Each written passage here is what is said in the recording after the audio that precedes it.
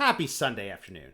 All right, a few things to get to. I'll try and make this quick. One, there's big news in oil. That means big news for Canada and the interest rate. Some congratulations for Newfoundland. And Alberta and Danielle Smith are effing around, and they're gonna find out. First up, congratulations to Newfoundland and Labrador for electing John Hogan as their new premier. I'm not gonna lie, I'm a little jealous. Why am I jealous? Look, most of the problems that we have in this country are at the provincial level. I know that. Far too many people don't know that. Far too many people don't understand what Canada is or how Canada functions. Some of those people are premiers of provinces, like Danielle Smith. She's being very coy with this new bill that reduces the number of signatures required from 20% of the population to 10% of the population. Uses a lot of examples from the US. First Nations have warned her. Don't have a referendum.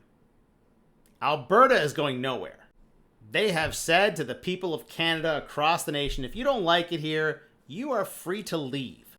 Because remember, Canada is one of those strange countries where it's really kind of two countries in one. There's Canada that everybody knows, but that exists in the same space as the First Nations, which is essentially another country. The land belongs to them. We just manage it.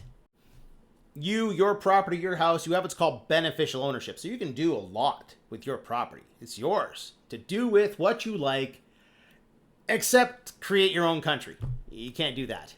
I suggest looking into the last time we had an issue like this. Also remind yourself of the people we're dealing with. Really remind yourself of the people we're dealing with. They are very passionate. Let's put it that way. My advice, don't get on their bad side. We're already on their bad side. Let's not make it worse.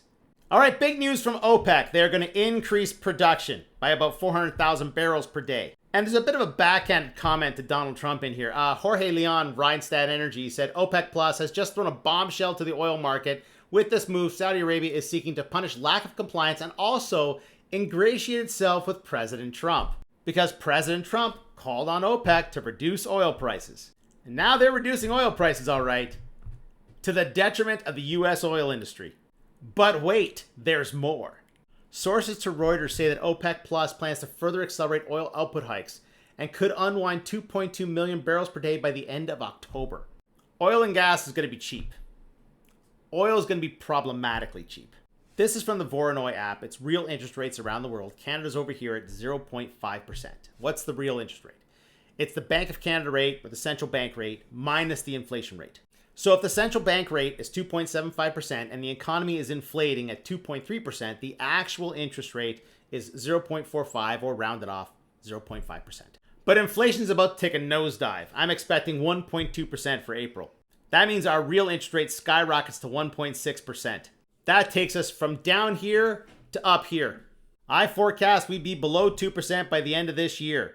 There you go. Our real interest rate is 1.55%.